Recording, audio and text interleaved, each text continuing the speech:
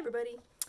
Welcome back. So, in episode 2, we're going to be talking about laws and logistics and the dreaded paperwork that has to be done if you decide to jump into homeschooling.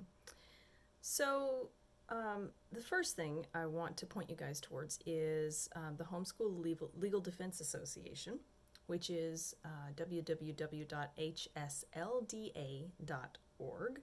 I'll post a link down below as well.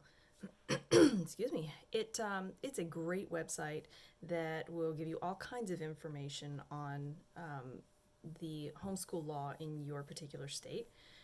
It breaks it down according to states that don't require any notice at all, states that are pretty low regulation, states that have moderate regulation, and then highly regulated states. Most states, looks like, are kind of low to moderate. Very few, some states over in the east have some higher regulated homeschool laws, but even looking into those, they don't look that stringent, truthfully. I have lived in Colorado and Washington, both, according to this map, both moderately regulated states, and I have had zero trouble.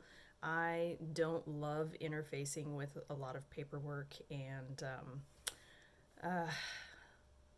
logistics about stuff. I just don't like jumping through hoops. It's not my favorite thing. It's one of the reasons I homeschool, actually. But this has not been difficult at all, really. Basically, what usually ends up happening is they have a set of requirements about who can homeschool and who cannot. Everybody can homeschool.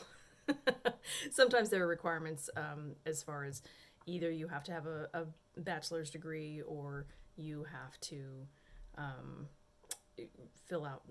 fulfill some kind of a requirement that they give you as a state, like a video course or an in-person class or something like that, just to make sure you kind of have a baseline of knowledge about what you're doing. So you can go to HSLDA, plug in your state, and find a really, really nice little succinct list of basic requirements. So after you figure that one out, usually a letter of intent is required. That's just something we file with our district every year. We have lived in, I think, 5 different districts, and it's all pretty much the same as far as where we've been. It just is a letter that says, hey, I'm going to take my child out of school. I'm going to homeschool them. This is your notice, and you file that with your school district. After that, there's usually some sort of testing requirement. I believe in Washington it's every year. It's in Colorado it was every 2 years. Here it's every year. I always get confused because I tend to do it every year regardless. But there are all kinds of resources out there for that. You can usually kind of proctor your own, or you can have somebody else do it for you. I use SetonTesting.com. That's SETON testing.com. And you can get the Stanford test through them. You rent the tests. You can get the CAT, the Terra Nova, or the Iowa. There's test prep. There's evaluation tests. There's all kinds. I think placement tests even.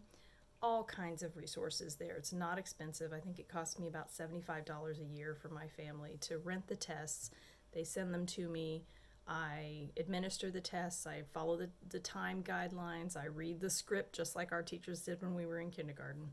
And then we, fold our test booklets back up and I pack it up and send it in. And a couple weeks later, I get a really nicely scored worksheet or sheet that tells how everybody did. It gives me great information about what I need to be hitting better next year and what we're firing on all cylinders with.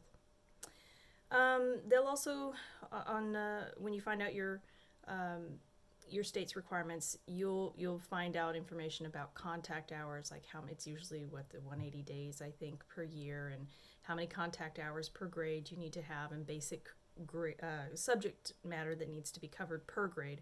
If you don't find that, it's an easy Google search. I search this all the time just to make sure.